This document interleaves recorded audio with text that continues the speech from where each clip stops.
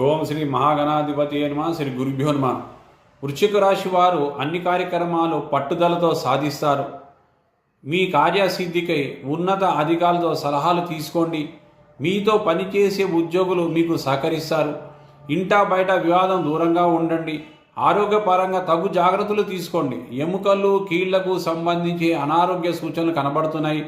దశమాధిపతి అయిన రవి జన్మ సంచారం కొనసాగిస్తున్నాడు. ఆర్థికంగా పురోగతి ఉన్నప్పటికీ ఖర్చులు నియంత్రించుకోవాల్సిన అవసరం ఉంది.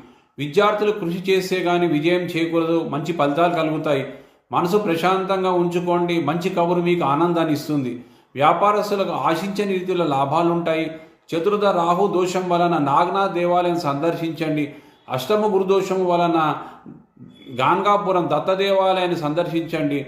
గురువారం నాడు సాయి ఆలయంలో శనగలు పంచండి. మీ జీవితం మరింత ఆనందకరంగా ఉంటుంది.